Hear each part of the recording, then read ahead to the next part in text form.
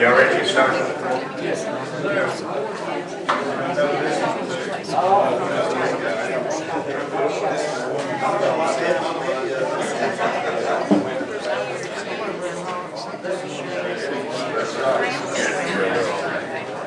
I'm not going to get your second. I got your second. I just really think it's going to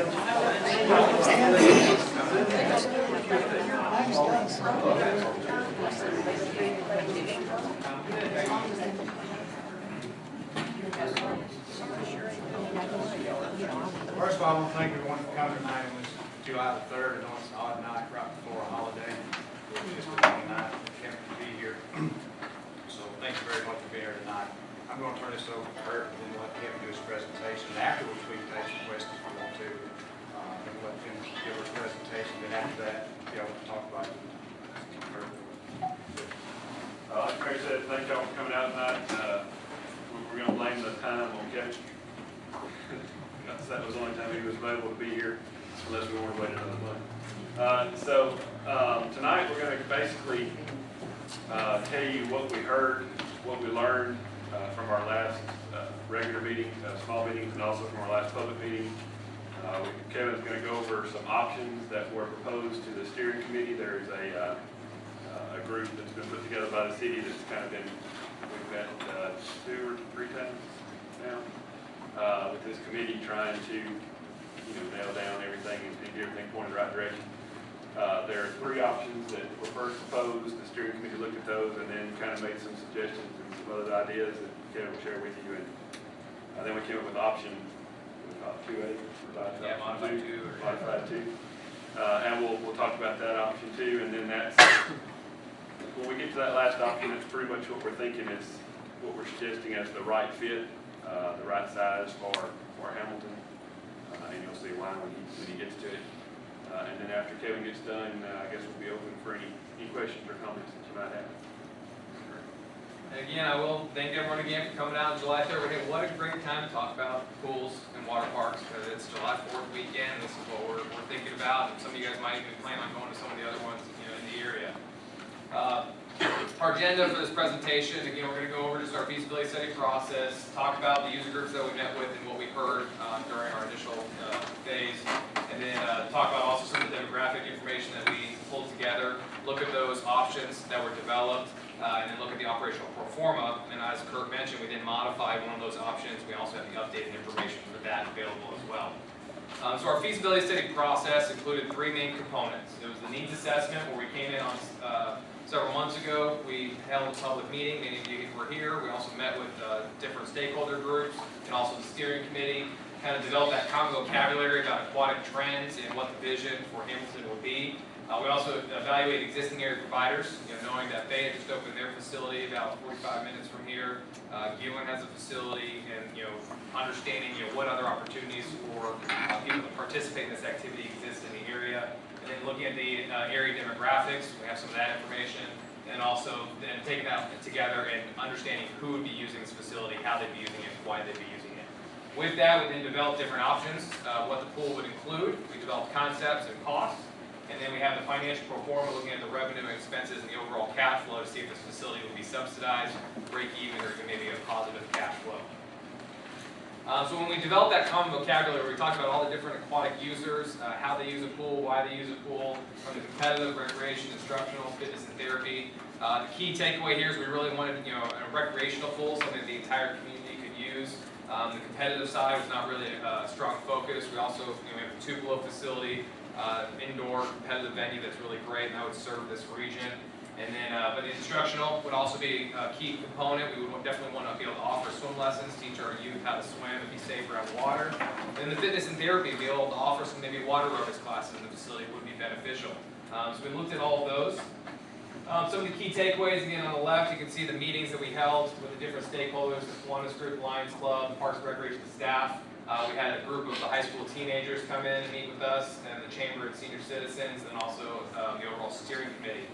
Some of the key takeaways from all those groups is we needed something different from Fayette. So we've heard about the success of Fayette, but we don't want to just rebuild what they did. That's not going to work. Aquatics for all ages, from kids to seniors. So we didn't want this to just be a pool for any small group. We really wanted it to be something for everyone. We'd like to see lots of slides, large water slides, and areas just to hang. That kind of came from our teams. We said, well, what do you like when you go to these pools? They said the water slides. What type of water slides? The big ones, bigger, faster, better. And some of the other things is 1 hour drive time to anything fun. So it's pretty common for our youth and our, or when they're looking for something to do that's going to take an hour to go out in that area. And that adds up on cost in terms of what they're going to do, but also gas and time. And one of the comments was it easily cost $100 for a date. By the time you add the gas, the dinner, the movie, and then coming back. And so as we talk about opportunities for using discretionary money and keeping that in town, there's obviously a big opportunity with this facility. And we talked about on the fee side, paying $10 to get into this facility would seem like a great deal, and it would certainly, and that's also a very sustainable fee range for these types of facilities. So we took, what we heard and kind of what everyone's passions were about this facility, but we also balanced it with science, looking at the demographics in terms of who can actually exist in this area. So we looked at concentric rings from 0 to 5, 5 to 10, 10 to 15, 15 to 25, and 25 to 50 miles. The reason we look at the concentric rings is people's willingness to come to these facilities is typically dependent on how long it takes them to get there. So the penetration is going to be much higher when people are close to that facility within that 10 to 15 mile range. But certainly if it's unique enough and there's not any other competition or any opportunity, people will drive that 25 to 50 miles to come to these facilities if you have that length of stay that's maybe 3 to 4 hours. Looking in each of those categories, we looked at the population, age, and income. Looking at the population chart, some of the key takeaways here, we had about 20,000 citizens within about the 15-mile range in the primary market. When we got to 25 miles, that jumps up to about 70,000. So that's a pretty significant population in this area that would be potential users of this facility, and that's really not hitting any potential competition yet. Some of the other things we've looked at is that currently there's actually no growth projected in the next 5 years, and that's maybe even a slight decrease in some of the surrounding areas. So while that certainly a concern where we maybe want to make sure that we're thinking through our decisions for coming, but it's also something to consider is why is that happening, and amenities like this often bring families back, bring our youth back to town. So we often hear communities battling about that side.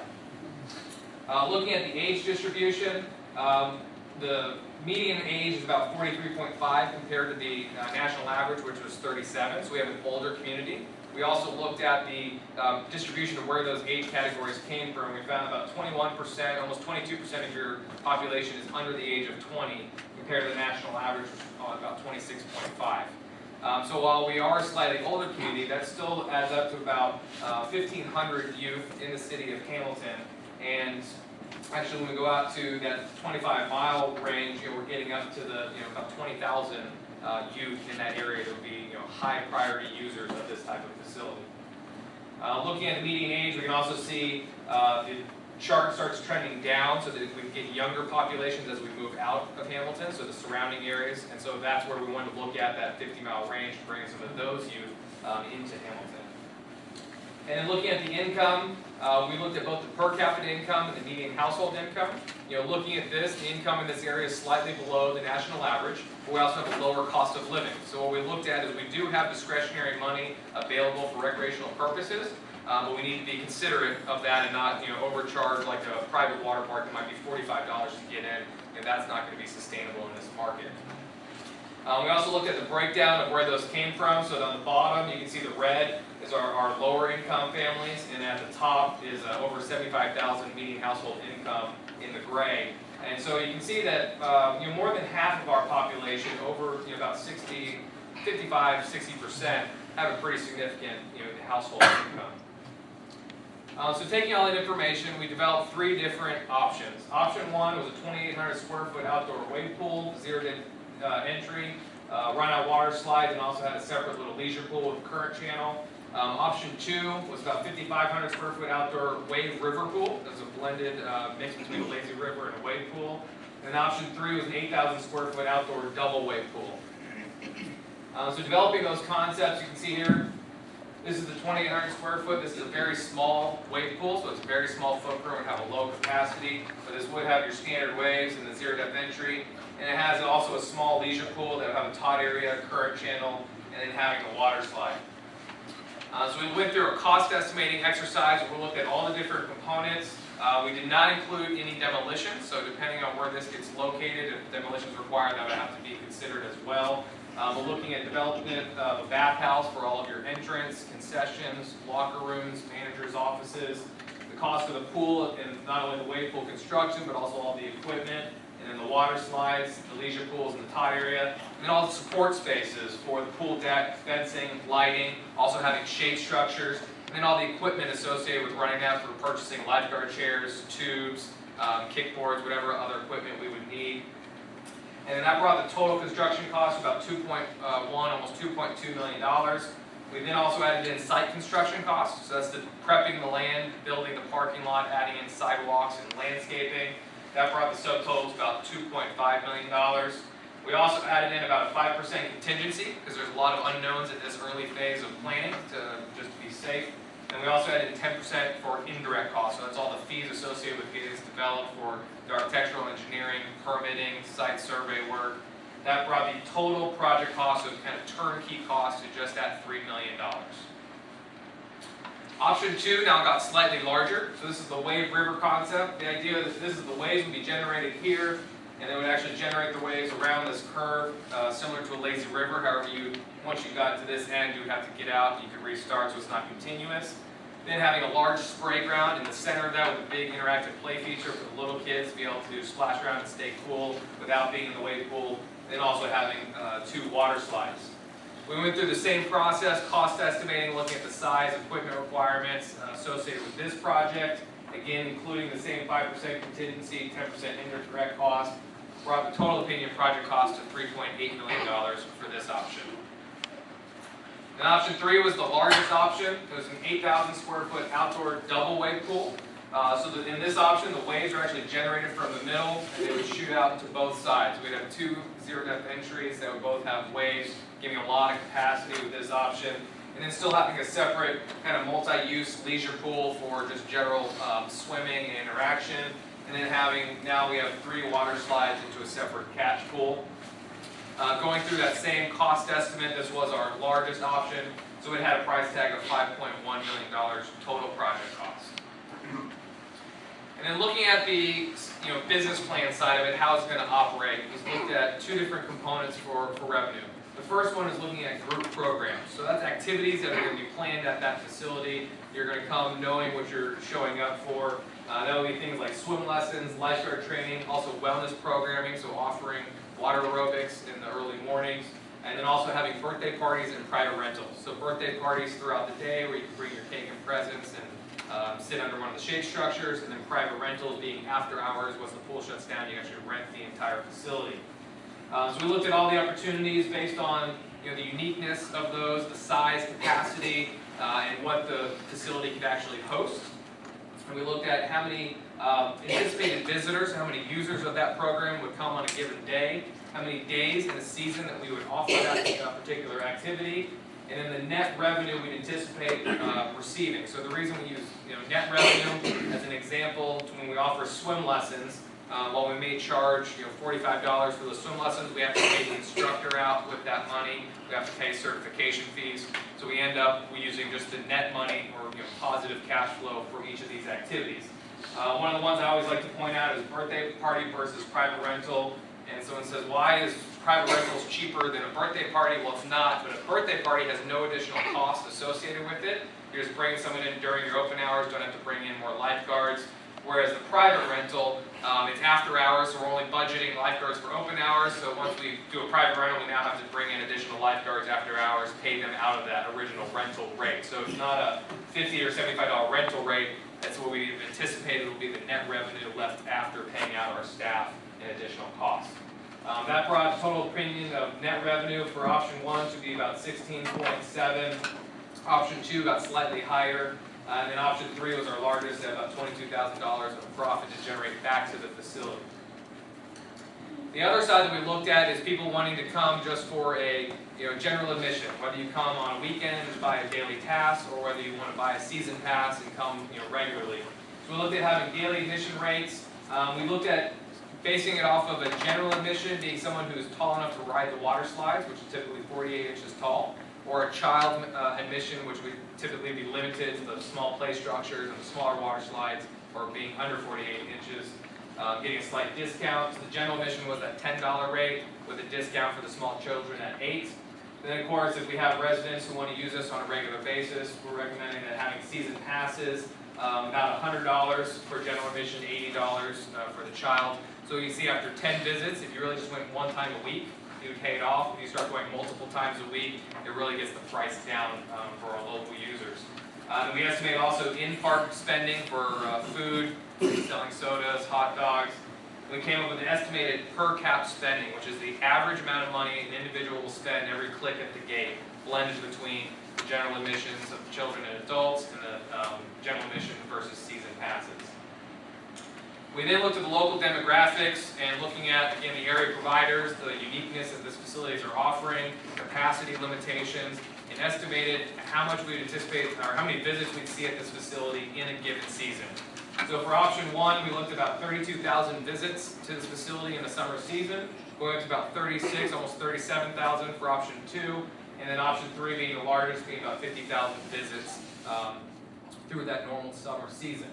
Multiplying that by the per cap number, adding in the special user group spending, gave us our total opinion of revenue for the first 5 years.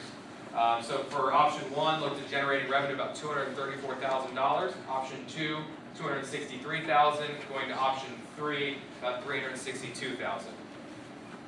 The other side that we had to consider was the expenses. So, how much is this going to cost us to operate, and how is that going to balance with our revenue? So we looked at having a full-time employment, a seasonal staff member, typically is often a teacher who during the summers will come run the pool. For option 3, that actually increased pretty significantly because that is now a much larger park. We often see a year-round person running those, so they start working on marketing in the in the winter, and they start working on openings in early March and April. So it really becomes a 9-month position. We also looked at both summer employment and winter employment for the part-time staff. Summer employment is obviously our open hours. We looked at cashiers, lifeguards, the pool manager, and also maintenance staff. And the winter employment is for our de-winterization of that pool and winterization of that pool before the season and after the season. We also looked at in the insurance and repairs and maintenance costs, operating supplies, chemicals, also recommended an advertising budget. If we're going to achieve those revenue goals, we need to have proper marketing in place, so setting that budget. And then also looking at the utilities for the HVAC to condition that bathhouse space, also the electricity for all the pumps, motors, and lighting. We looked at pool heating, and we have zeroed that out, so we're anticipating these pools will not be heated. Which this summer might have been a little chilly early on, but normally we'd be able to get those pools up warm enough by the early part of summer. and also telephone, trash service, water, and sewer. So adding in all the anticipated expenses, we looked at option 1, costing about $226,000 per year to operate, going up to about $411,000 to operate option 3. We also recommend the capital replacement fund, so that beyond the annual operating costs, that the city may set aside a small fund so that when the pump needs to be replaced at that pool 15 years from now, or when it needs a new plaster finish, that money is set aside and we're not having to go back to taxpayers and ask for additional funding. So we added that in as well. Bringing all that information together, we looked at option 1, again, was a $3 million option with anticipated attendance of about 32,000 visits. Looking at the revenue and expenses, it was actually going to net a positive about $8,000 per year. So about a break-even operation, slightly positive. That represents 104% recapture rate. So it's going to cover 100% of its operating costs plus an additional 4% to set aside for possibly that capital replacement fund. Option 2 was a little bit larger. The operating cash flow was now about a subsidy of about $18,000, representing a 93% recapture rate. So this facility would require about a 7% subsidy. It would only be able to generate about 93% of its cost through its revenues. And then option 3 was the largest. It had the largest subsidy. It's anticipated at about a $50,000 per year subsidy or a shortfall, representing about an 88% recapture rate. So what we kind of learned from these was, the size, option 3 was getting a little too large. We didn't have the population demand to fill that large capacity pool. However, option 1 was also slightly small, and that maybe didn't offer enough uniqueness to drive in enough people, and it didn't have the capacity to bring them in. So we wanted to look at option 2, which was really close to being break even, maybe modifying it to bring it up, enhance it. Again, as Kurt mentioned, kind of right-sizing it for this community. So some of the takeaways that we heard from the committee was they liked the Wave River concept from that option 2, but the idea of maybe loosening it up a little so it's more of a wave pool and less of that tight curve. Make the spray pad a zero-depth entry top pool. While we like the idea of having that place for the young kids, we thought it would be better to actually have some standing water, maybe 12 to 18 inches of water that they can play in, as opposed to just a spray ground that has no standing water. Adding a tube slide. This is actually, I think, a really good idea because this makes it very unique. There's none of the other facilities in this area have a multi-passenger tube slide where you can actually go down on a tube or even ride down with a friend. And that would make this something, again, unique to increase that drive time of why people would want to come to this facility. And then the idea of adding some open water and social space. So remember in option 2, it just had a main body water, which was that Action Wave River. So there's no place for adults to go socialize. There wasn't really good opportunity to offer those water aerobics classes. So maybe enhancing that. And then the idea of possibly adding a climbing wall to that pool if we could fit it in as well to add another unique opportunity. So taking that information, we modified this facility. We actually grew the zero-depth entry slightly to add additional capacity. We took off part of the curve so that it's more of the half curve. We brought in the catch pool from really option 3. So the water slides will actually go into this pool. The tube slide is now designed that you could ride it, either ride the ride and get out the stairs, or actually ride it right into the wave pool and then ride the waves on out of that facility. We made that large spray ground. It's the same amenity, but now it would be costed as a pool, so it would have standing water. And then we added that 3-lane, 25-yard pool. So this would be a fitness facility where you can go swim laps in the morning. We do our water aerobics. And we also have a small kind of wet deck sunning area for the adults. So you can sit, the idea is that you can kind of sit here and lounge and stay cool in the pool while watching what the kids are doing to make sure that everything's under control. So we looked at costing of this option, again going through the same methodology. Things did get slightly larger. We had to increase the cost of our wave equipment. We added a tube slide, which was a little bit more expensive than your typical body slides. And then increasing all the associated spaces with that. And this brought us to a total project cost of $5 million. Again, we went through and revisited the group programming options. Did anything change? And what happened was now really we maximized the abilities here, increased the group program to about $21,000. Using the same recommended rate structure from the previous options, we now estimate that the attendance of this facility, while not quite getting to the size of option 3, it did increase beyond the previous option 2 up to about 47,000 visits in the summer season. Using that same model, it now generates about $337,000 of revenue in a season. And then we re-updated all the expenses associated with that, changing the guard schedule, looking at the change in how the addition of the pools, number of guards that we've had, also the impact of the chemical cost, changing the advertising budget again to market for this facility. And that brought the total operating expenses to about $314,000. Bringing all that together, this facility is now projected again to be a $5 million facility with seasonal attendance of 47,000. Seasonal revenues of $337,000, seasonal expenses of $314,000, leaving a positive cash flow of $23,000, which would be right about the amount that we need to set aside for that capital replacement fund, and that's representing 107% recapture rate. So it covers 100% of its cost plus generating 7% back for future spending. So I know that was a lot of information. We went through a lot of options. We went through a really long timeline. We studied this for a while and we've been working on it. So if anyone has any questions, you'd like me to revisit any of those numbers, I'd be happy to do that, or any other questions as well. Yes, sir. Yeah, can you go back to the summary page? And then down at the bottom line there, is that the cash flow or is that the bond repayment? Can we go over those numbers and where does that money come from? Right, so we have, just for illustration purposes, went ahead and put in a debt service number, which would assume that 100% of this facility would need to be financed through debt at a 20-year loan at 4%. Really, that was just a placeholder. That's what we've seen other communities do in terms of length of time and interest rate. We've had no discussions about how this facility would be funded, but that would be where your city council would come in. And what was that number annually? That would be the debt was about $367,000 per year. So that would be essentially like if someone owned a house, that would be their mortgage payment? Correct. So someone would have to come up with that money every year and a loss in addition to all the revenue. That's correct. Yeah, the facility is not the positive cash flow is only on its direct operating costs, did not include debt service. Right. In our initial conversations with the city, the idea is that the city would fund this facility if the facility could pay its own operating costs.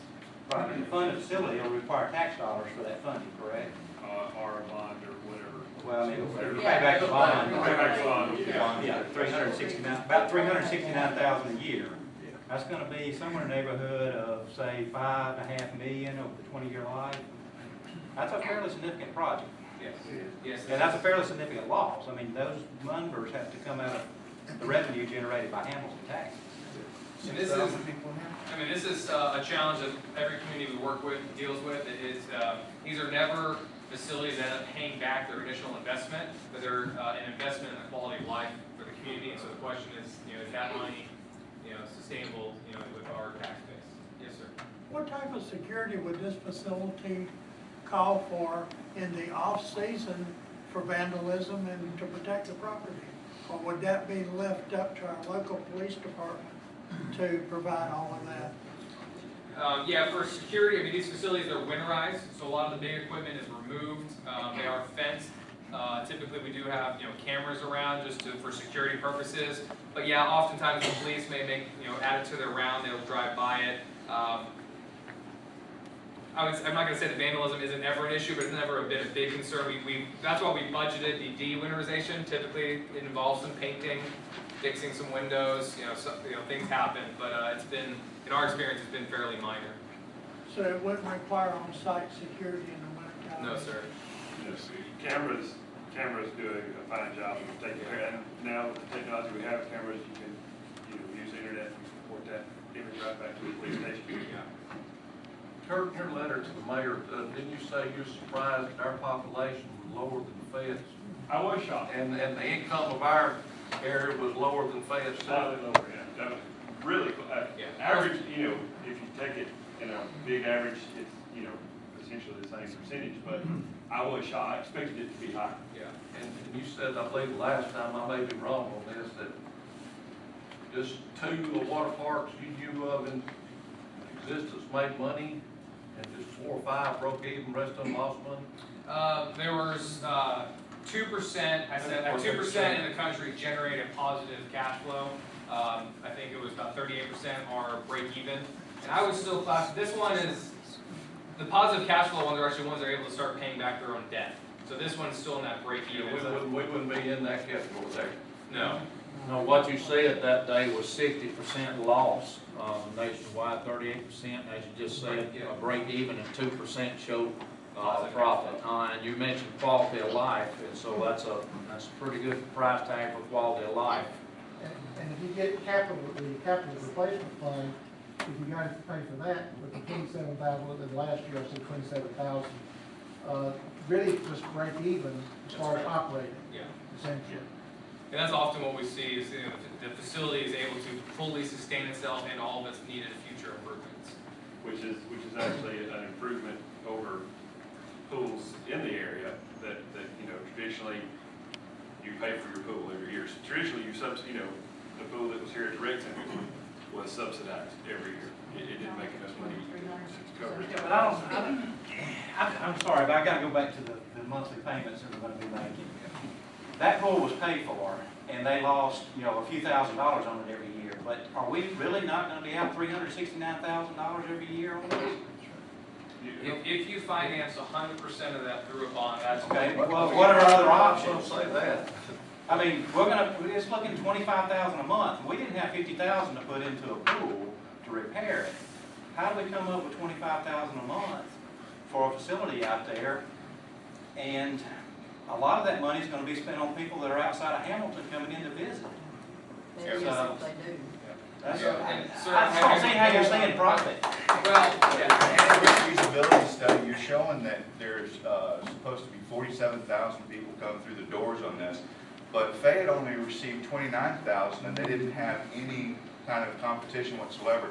What justifies that number that you come up with? Well, Fayette's facility was very basic. In fact, I would anticipate that there'll be more than this with the addition of the lazy river.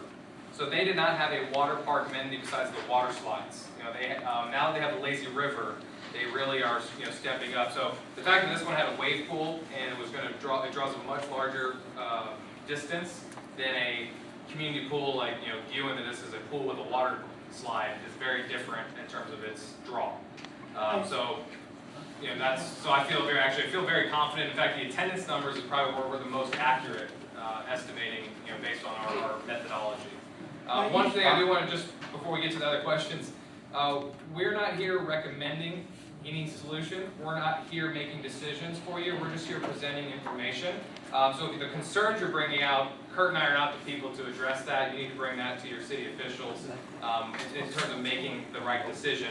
Our goal is just to provide you with the information, so I'd be happy to clarify where this information came from, but I can't address those political concerns. Well, just to clarify, one other thing about the feasibility study is the fact that what you were saying about the money that was going to be, if we got a bond to pay for the deficit there, we're guaranteeing, we're hoping in this feasibility study that we have a facility that actually pays for itself. So anything that's left over from that, obviously, the city has to come up with in the deficit. Okay. Where it's just running costs. Do you have any numbers where the community was affected as far as businesses, the growth of the business and growth in the sales tax? Do you have numbers? We don't have any hard numbers, but we have kind of just we've seen communities that we built pools 40 years ago, 30 years ago, 20 years ago, 10 years ago, and we've seen the impact, and they've all had pretty significant impacts. We've done these facilities in bad neighborhoods, and you go back 10 years later, and now it's the place to live. We've done this, in communities. We do, everything from indoor pools, outdoor pools, recreation centers, and they typically have an improvement on, quality of life and, economic impact. We don't have any hard figures to say what this one would have here. It's difficult to sort out any changes in sales tax directly related to any one thing. Well, it's just like, I know a lot of people are against grant, but I work at Harding, and I have witnessed the difference in income on the days that Grant was here. Yeah. And there is a lot of sales tax revenue coming to Hamilton because of the fact that Grant's there. There's a lot of anecdotal evidence like that. I can tell you stories. There was a day in Fayette where Lisa's ran out of food last year, one weekend. First time that's ever happened for her. There was one day where they were having to get people in and out of the line. But that, you can't, there's nothing that we can give you to measure that number other than just the anecdotal evidence of the So I story. mean, it's not, you can't measure this just by the income from the pool, the revenue from the pool. You Right. have to look at the effect on the community too. Right, and that quality of life, and yeah, you're right. I mean, one of the other things, we go back to the income, expenses. You look at the expenses, summer employment, full-time employment. That's $150,000 that's being paid to lifeguards, managers. Now, is that based on a People. minimum wage or is that a higher rate of pay? It's varying ranges, so like a cashier would be around minimum wage, lifeguards, because they have to have special certifications, usually higher, managers above that, and then a kind of salary based. You know, so that's $150,000 that Yeah. teenagers and college kids, for the most part, are making. How many days did the feasibility study actually cover in operation? 90. 90 days of operation. Yes. Oh, that's nice. Find out how many days you cover there. That's 90 days. You're saying if it doesn't rain or, you know, there'll be a week or two in there, maybe that you won't have any income, but you'll be paying people anyway. Right, It's just well, like any other business. It's not gonna work out. Well, Yeah, there's safety protocols in place for thunderstorms. and stuff Right, yeah, like that. so that we've anticipated 90 days of cost, and then the revenue is based on, we also looked at, you know, weather, so, we always try to think worst case scenario, and just like a business, if you had a rain day, you should send your lifeguards home. We didn't build that, and we didn't cut out, you know, half days of lifeguards, so, our goal is always to be conservative on both sides, so overestimate expenses and underestimate revenues. My problem with all of it is this: you're going to go back and refinance. Now, this is, like I say, this is not y'all. This is mayor and council. You're gonna go back and refinance bonds, understand? This about paid off. You're gonna refinance them so you have enough space to borrow money. We just got through with a over 2 million downtown project. We got bonds there. We've got to do.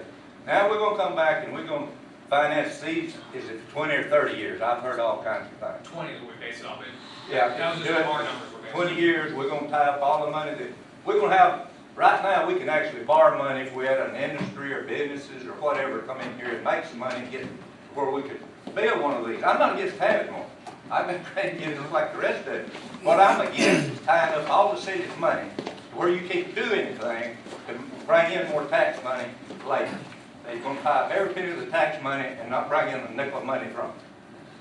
That's exactly what it is. You're not gonna bring any money in. Most of these kids are not gonna use it. You're crazy. Like, they ought to go around punching on these things in their hand. I know, I've got them. I mean, you're wrong with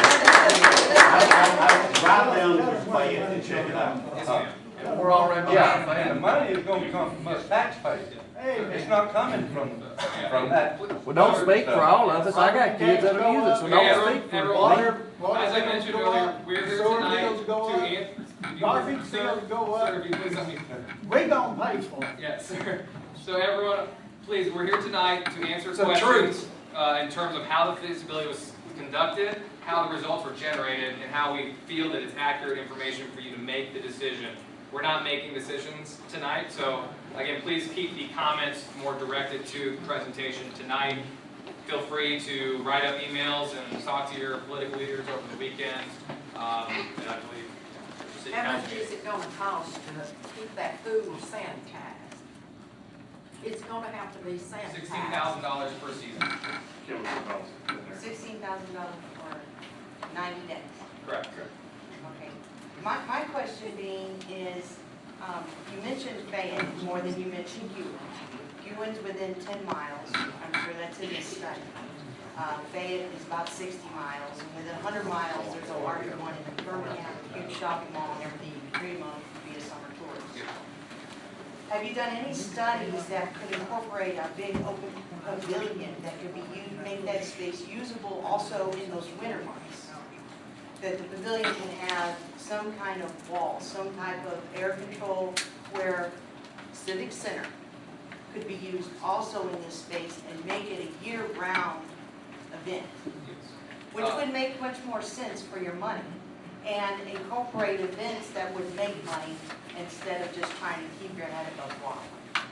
So yes, we have done those, and so we've itemized about $30,000 of shade, and we haven't shown it on here because it covers up the pool. So that shade, again, it hasn't really been defined whether it's, you know, lots of little umbrellas all over, a big shade structure, or as you mentioned, a pavilion. What we have seen is that pavilion being located at the edge of the facility, where it's actually inside the fence during the season, used for those birthday party rentals, and you move the fence, and it becomes exterior to the park area, and is used year-round, as you mentioned. So we have done that before. And a step beyond that, Fayette, the location of it, right off of their park, walking trails, baseball fields, tennis courts, there's a lot of traffic. This has no location, the footprint could change, it's all up in the air. So how are you able to obtain what draw it would have without not knowing its actual location? You'd have to know it's there before you'd have to live in this town and know it's there before you could even find it. Run somewhere, buildings out in the middle of nowhere. So those are really good points. So we looked around several opportunities that there's not just ample land, there's not just anywhere to go. So we did tour some spots that it could be in, and looking at those, I didn't feel that any of them had an impact in terms of getting here. And so as long as it's located within Hamilton, these numbers are based on being located in Hamilton. Within city limits? Within city limits. To your point, I agree. If we don't start, that's why I put in, we have $47,000 of expenses for marketing. And the reason is if we don't let people know that this facility is located here in Hamilton, how to get there, we will not see 47,000 visits. So your point is How many acres is that setting on? How many acres does it take to build that park? well, that facility itself is going to be, the actual footprint is right at 1 acre. With parking? No, so the foot, just this What you see is there. about 1 acre. We need probably at least 1 acre of parking, and we'd also like to see green space around it. So we probably want to set aside about 4 or 5 acres, just so we're not building a big sea of concrete. Only thing I know in this town, I've been here for 12 years now, I'm a nobody, I'm a small businessman. But if I was gonna put that in this town, I'd put it on Military Street, right this side of the Buddy Hatchet Bridge, where that 2.5 acres is for sale. Not have to deal with the demolition and everything, and everybody coming up and down Military, which is our main road, could see that park. That's what this town needs if you're gonna build that park. Visibility.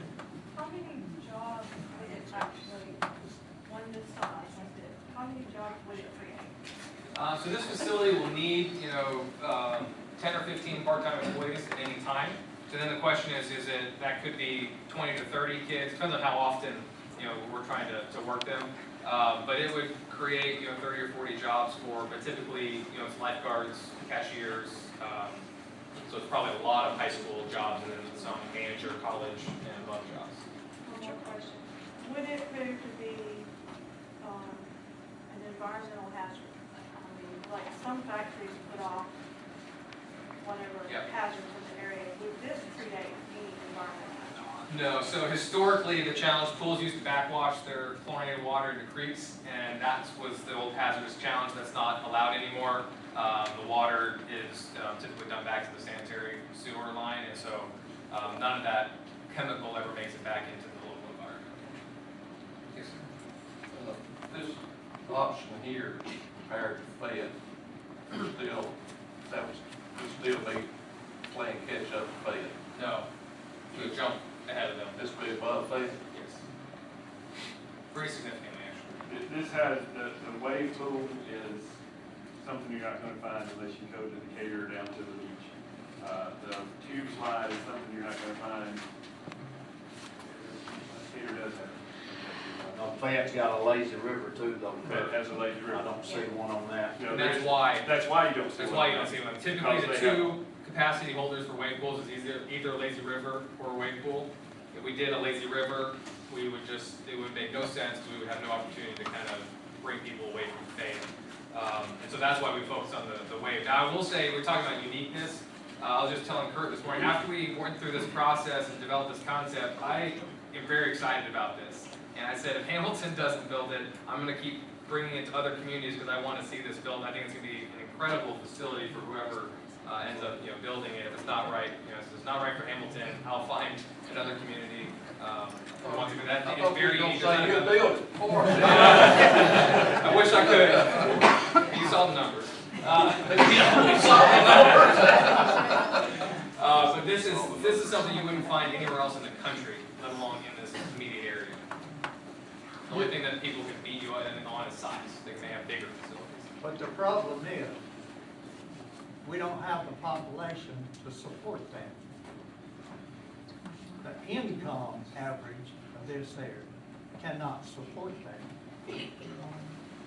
We had an ad in the paper last week or week before about the population had dropped in the city of Hamilton the last year.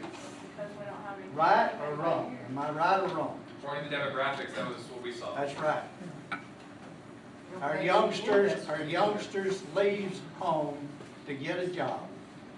That's population drops. You don't gain no population in this area because Marion County is poor. So all It's that a is one-horse hick town and has been for 75 years. And I'm older than 75 years. so all your information. That's exactly what we saw in our We demographics. do not have the income and the population to support something like that. We also don't have the income to have to go and pay $50 a year more for our property tax, and our water bill go up, our sewer bill go up, our garbage bill go up, in order to support that, to pay for the bond that we're going to borrow the money to pay the interest on that. I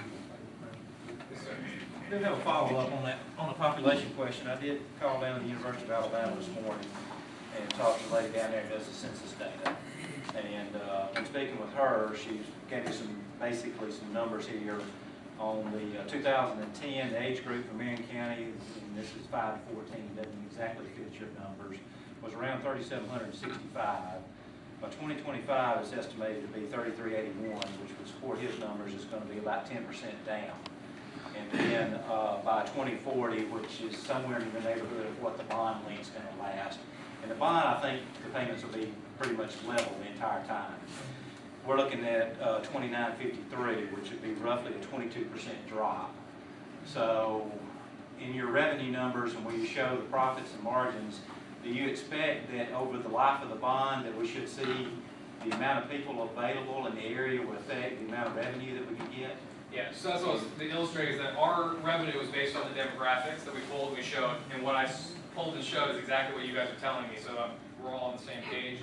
And so our revenue projections did assume that our population is going to be decreasing, we're losing young. And so you can actually see the attendance is actually dropping year after year on our projections. And that will continue on for the next 20 or 30 years. Well, I would say demographics are only good for about 5 years, and then it starts getting a little fuzzy. What you see the increase is, I'll point out right here, we're recommending that we do a minor 3% increase to keep up with inflation. So that is why we do see an increase in revenue, even though we see a decrease in utilization. I was wondering about one other thing. Most of the people that run these parks, the cities that put them in, is there anything for their children? Is there any reduction in the rate for the kids that are below the poverty level or? Yeah. You got, look, most, how many children you say is in this town? So we actually included 5% we assumed would be free admissions for scholarship purposes. So we do recommend that. It's up to the city whether well, we assume that 5% of those visits would basically either be free or reduce costs to make sure that everyone can come into this facility. But, okay on that, but you said there was approximately how many kids in Hamilton now?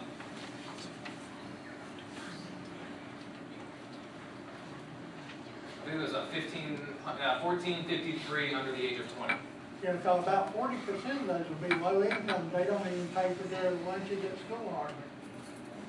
That's what that's why I said we built that. You'd have to sign them up on Obamacare. Obamacare take care of that.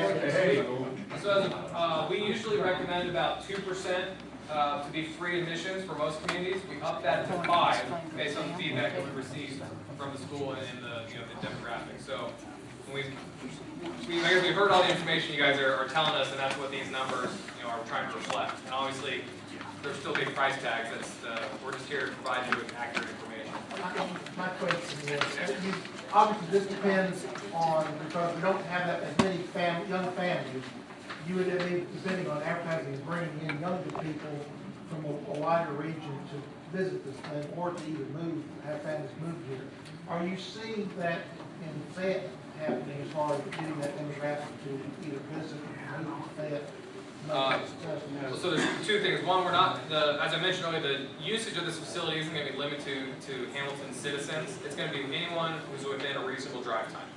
So that's what our basis was on, is looking at the entire area. And the surrounding areas do have younger population and more youth. In terms of Fayette, it has not been open long enough to start seeing that impact. I'm sure we could ask and see if they've noticed anything. But typically, we don't usually notice that change until about 5 or 10 years down the road. So it's still a little too new. Again, not scientific, but just working off stories. They have people who drive through Birmingham, from the other side of Birmingham, past the big, nice, huge facility they have there to come to Fayette. So, but not scientific, I don't know the numbers. I just know they talk to people who've done it.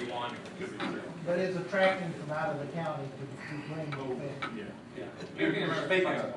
Speaking of this income there now, you know we have a problem maybe if the end down here about to close. We don't know whether it's going to or not. If they close, we got problems. We had 2 restaurants closed last week. And mobile homes, we used to have 1 or closed down here. So we've got a big time problem. We passed a 1-cent sales tax a few years ago because the city's in such bad shape. Supposedly that was going to come off when they got back in good shape. So they must be back in good shape wanting to spend all this money. So, but after this administration goes out, it don't matter what's promised, it never comes anywhere. But what happens now, when we get in trouble on this water park, can't pay for it, we're going to 10%. But we got to pay for it, right? No question. Absolutely. And we ain't saying a nickel of what they take in there is going to have to pay for it. That's got to be paid for with the taxpayers every month. You're paying 10% now, Gene. If you got a job, you got 1% on the pay. Who pays for your credit card, you or somebody else? I'd suggest this, because I know it puts a lot of pressure on the mayor and the council people. I would have a vote on it in the city of Hammond. Because it won't cost you anything, because you could get enough people to volunteer to go to it. And that way, nobody can gripe about it. If the majority of the people want it, let them have it. If not, we won't have it. Now, I would say that's the typical next step from this is usually the city council will make a recommendation in terms of which one of the options they like and want to move forward with, and they put that in front of the voters to see if it wants to be funded. So Option 4, no water park, that's what they need on there. well, that's what the vote is. If you wonder, if you vote no, you say no. And I'd like to just so you guys know, about half of our studies do not go forward for all the reasons that we're saying. We just provide you information so you can make the right decision for the future of our community. I just like to say, you made a great presentation once again. Hamilton paid well for that though, but you did a good job. But I've got 5 wonderful reasons for you to have this water park open here, and we'll come if you build it. I just don't think it's the right thing for Hamilton. That's all I got to say about it. Thanks. Any other questions? I came here 21 years ago, and the street that I live on had just been repaved. It looked like a patchwork quilt now. For 21 years, with patch after patch after patch. Over 2 years ago, the administration then told me that money was in there to pave the street that we live on. There are streets that connect our main thoroughfares, shortcuts people take through here to avoid the red lights. The street isn't safe to drive on, Academy Drive down here. If we're going to spend money, we need to spend it on the town.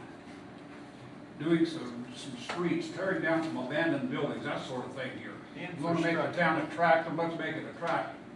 I don't see where a water park is going to attract any industry to come into Hamilton. I can see where nice streets and a well-kept town would. The job's gonna help bring people in here too. That's what we need, jobs. Yes.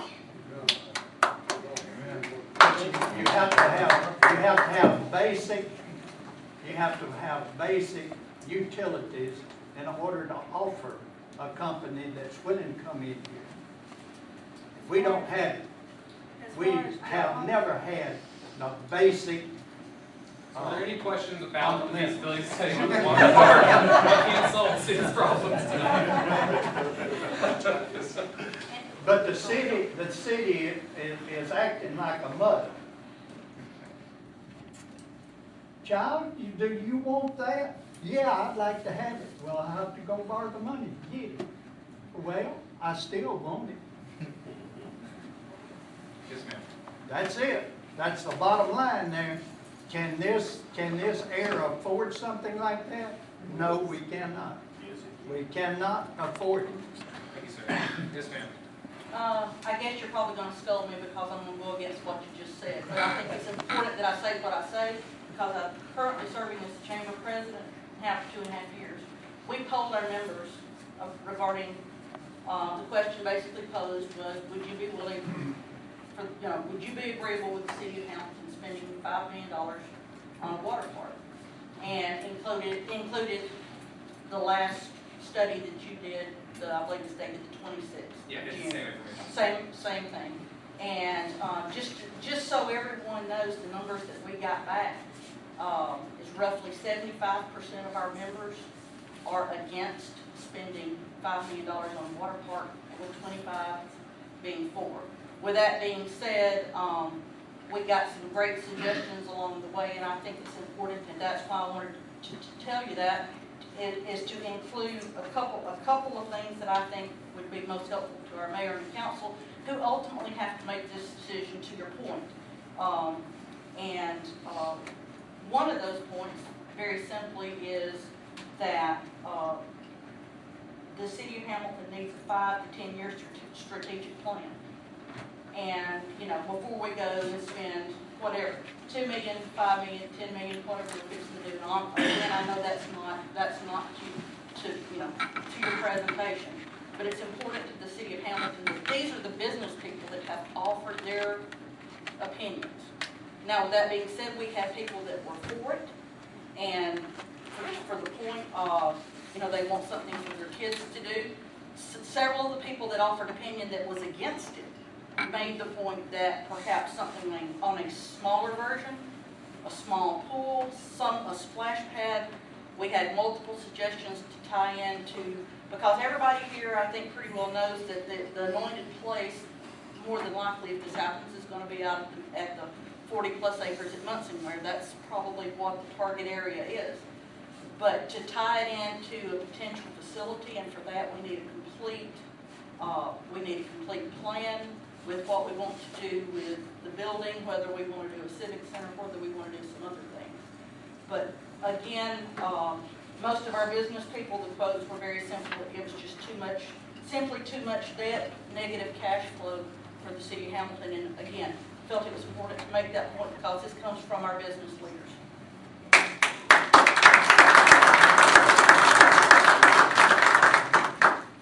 Anything else? I'd like to add something here. The city pool was closed there, 5 years ago? 5 years ago. My grandkids, when we first came here, those kids were out there every day during the summer. It was nice enough to be there. And they didn't have to have anybody to pay their way in.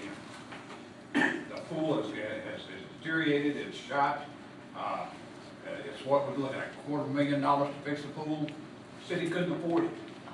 City couldn't afford it 5 years ago. The city couldn't afford to spend $250,000 fixing the pool, and then you're gonna turn around here and start talking, spending $5 million for a water park?